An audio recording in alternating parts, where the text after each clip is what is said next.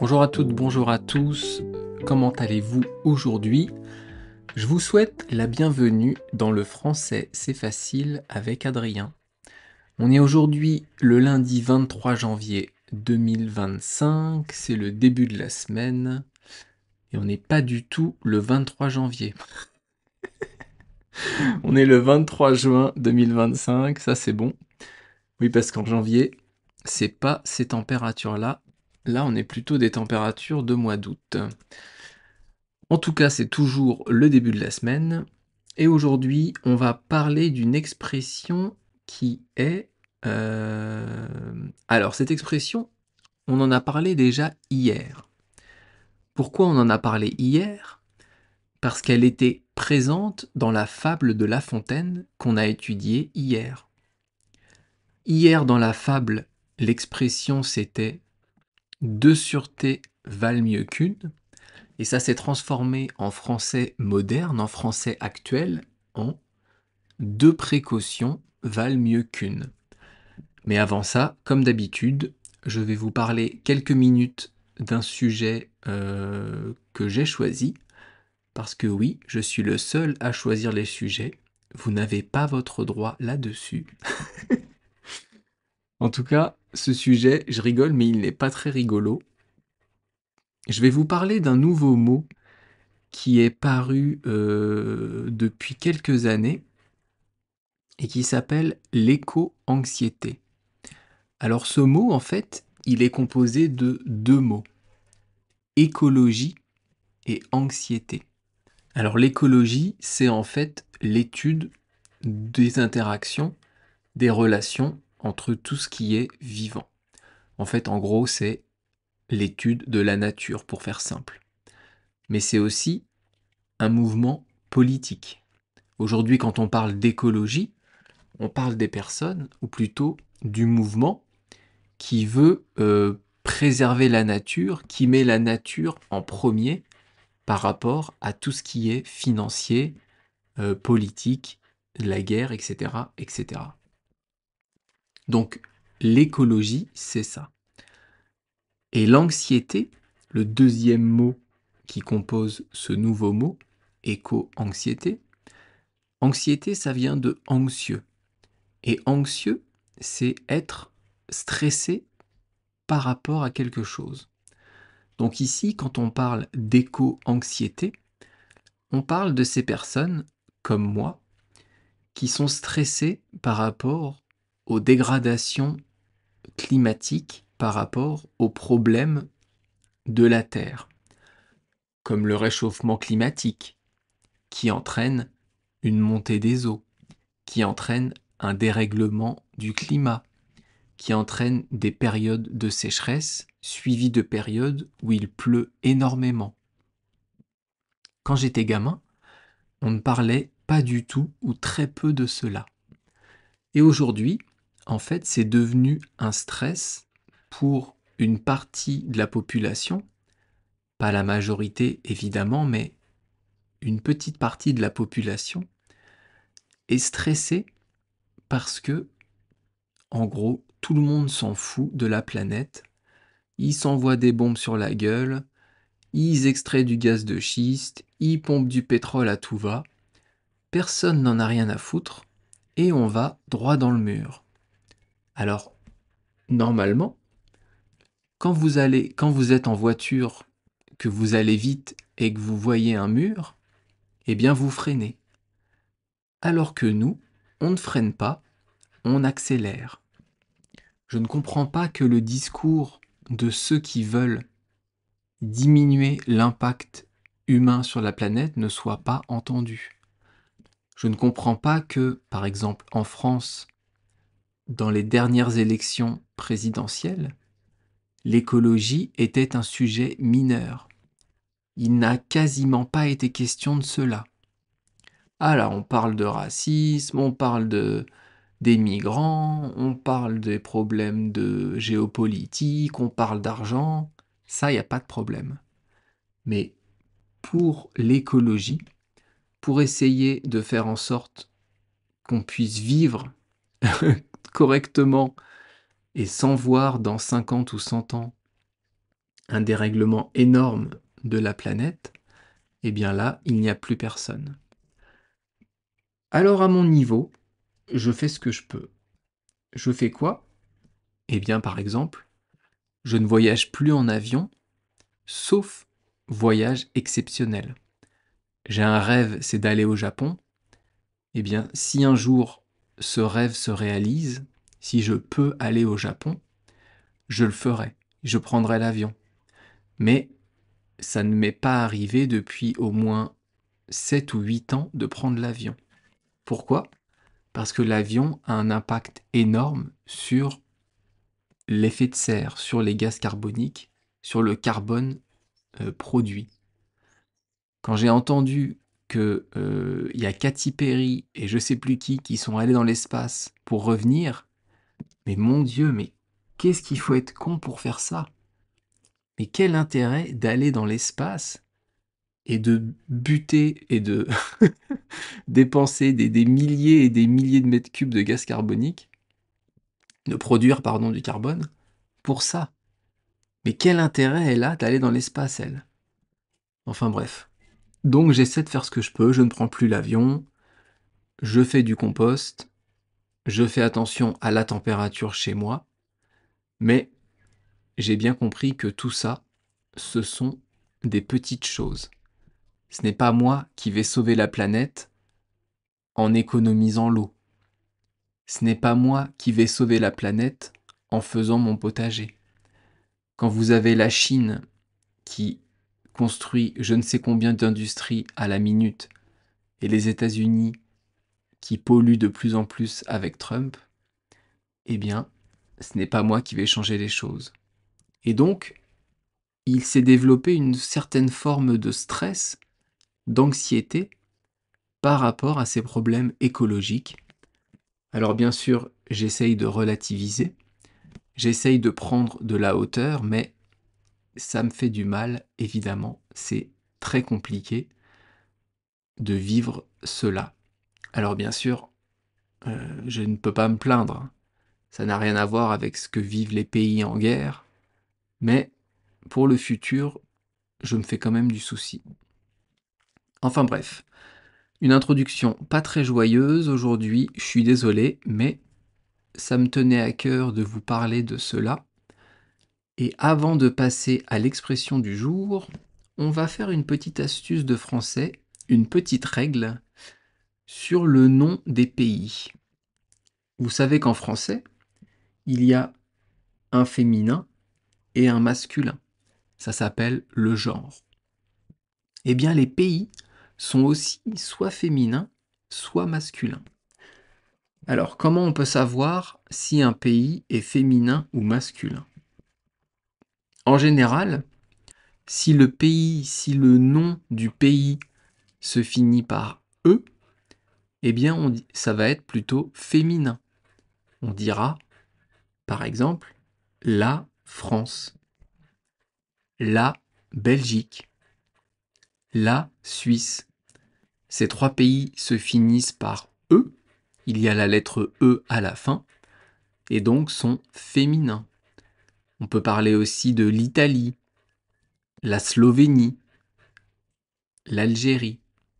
Tous ces pays, il y en a bien sûr beaucoup, beaucoup d'autres, se finissent par E et donc sont féminins. Et au contraire, les pays qui ne se finissent pas par E vont être masculins. Je vous donne comme exemple le Canada, le Maroc, le Brésil, le Japon. Tous ces pays se finissent par une consonne. Ah non, pas le Canada. Tous ces pays, pardon, ne se finissent pas par un E et donc sont masculins. On dira le Maroc, le Brésil, etc., etc. Bien sûr, comme dans beaucoup de règles en français, il y a des exceptions.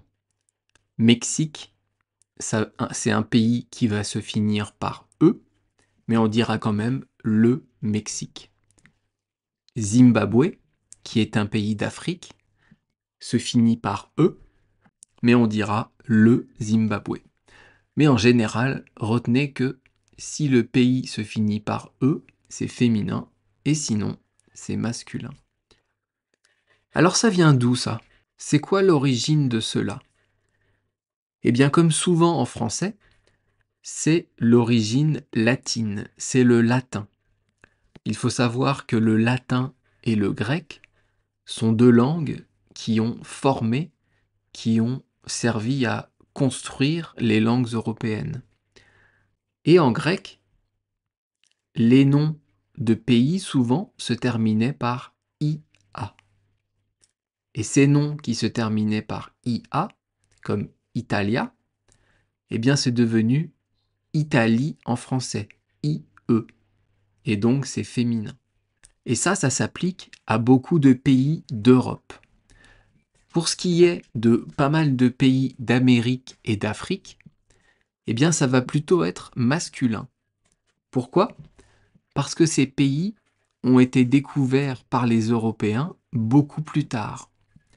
Et donc, comme le mot pays est un mot masculin, pour ne pas s'embêter, eh bien, on a dit le Maroc, le Brésil, le Japon.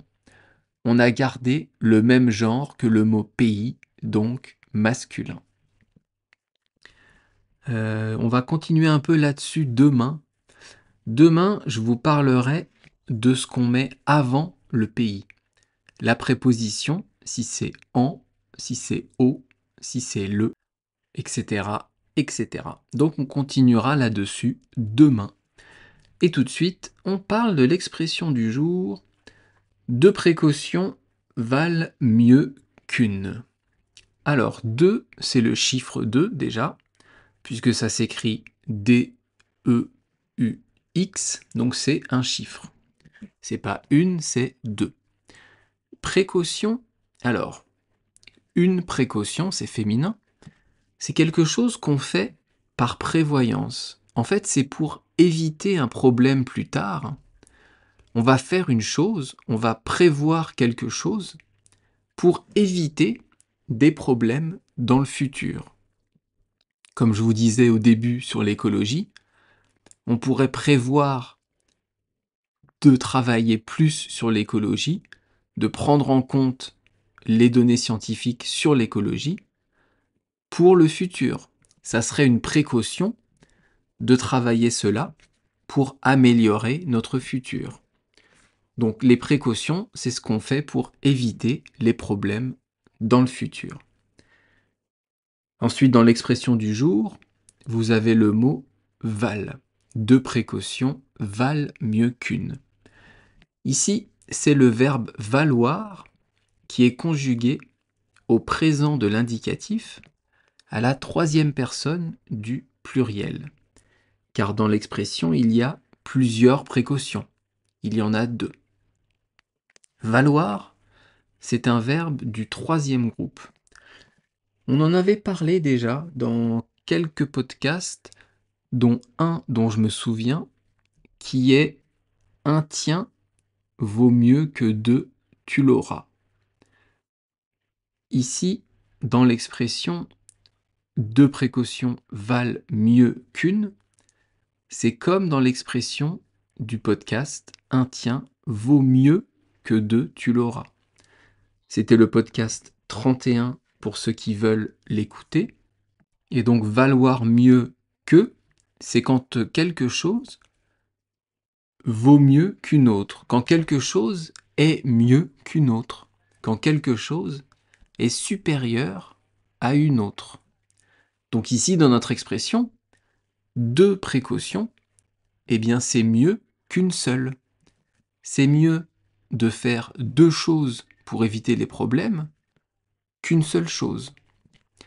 Et donc ce verbe valoir, pour terminer sur ce verbe, je vais vous le conjuguer au présent de l'indicatif tout simplement.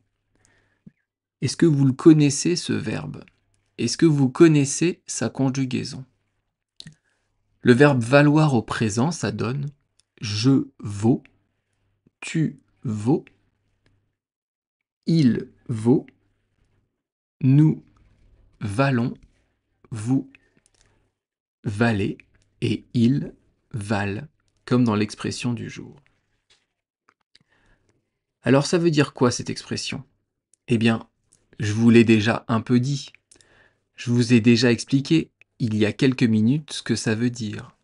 Il vaut mieux vérifier 2 fois quelque chose plutôt qu'une seule. Hier, on a parlé, on a décrit, on a étudié la fable de La Fontaine, le loup, la chèvre et le chevreau.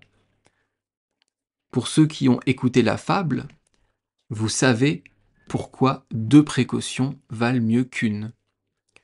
Pour ceux qui n'ont pas écouté le podcast, eh bien en fait, il y a une chèvre qui part manger de l'herbe. Et elle laisse son petit dans une maison. Et elle lui dit « Surtout, tu n'ouvres à personne, je te donne le mot de passe, c'est au diable le loup. » Mais le loup était juste derrière, et il a entendu le mot de passe.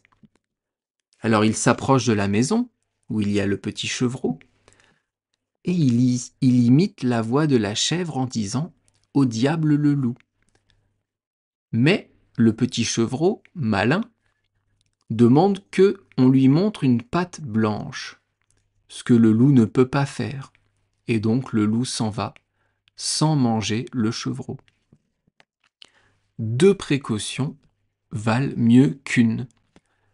Il y a la précaution du mot de passe, et la précaution qui est que le chevreau a demandé à l'animal dehors de lui montrer une patte blanche comme sa mère, la chèvre qui avait une patte blanche. Donc dans cette fable de La Fontaine, 2 précautions valent mieux qu'une. Et dans la vie en général, c'est tout à fait vrai. Si vous pouvez vérifier les choses 2 fois plutôt qu'une seule fois, eh bien c'est mieux. Quand j'étais gamin, quand j'étais enfant, quand j'étais à l'école, et que je répondais à un exercice ou à un devoir, on me disait toujours de me relire, de relire ce que j'avais écrit. C'était faire 2 fois le travail, 2 précautions. Mais comme ça, j'évitais les fautes. Et encore aujourd'hui, quand j'écris un courriel, quand j'écris un mail, je me relis tout le temps en entier pour voir si je n'ai pas fait une faute de grammaire ou une faute d'orthographe. 2 précautions valent mieux qu'une. Cette expression, elle est synonyme de plusieurs autres. On peut remplacer cette expression par d'autres expressions qu'on fera une autre fois. 2 précautions valent mieux qu'une, on peut le remplacer par « on n'est jamais trop prudent » ou alors par « prudence est mère de sûreté ». Ce sont d'autres expressions françaises qu'on fera donc un autre jour. Je vous ai mis une traduction anglaise que je pense correcte qui est « better safe than sorry ». Il vaut mieux être sécure que désolé en français. Je pense qu'on arrive au bout du podcast. Qu'est-ce que j'ai oublié? Ah oui, l'expression de demain. Demain, c'est « le monde appartient à ceux qui se lèvent tôt ». Comme moi.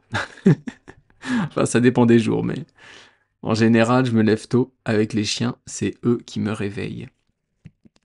Comme d'habitude, vous pouvez soutenir le podcast et m'aider en vous abonnant à mon site Patreon, ça me fera très plaisir. Merci beaucoup à ceux qui se sont abonnés.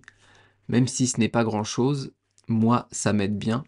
Et pour vous, ce n'est que, je crois, 5 € par mois ou 6 $ par mois. Je pense que ce n'est pas trop. Pour ceux qui peuvent, abonnez-vous, ça me fera très plaisir.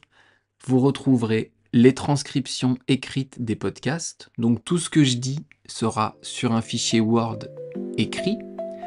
Et vous retrouverez aussi des contes exclusifs. En ce moment, ce sont les contes de la mythologie japonaise. Merci beaucoup de m'avoir écouté et je vous dis donc à demain. Merci, à bientôt. Bye bye, hasta luego. Matane.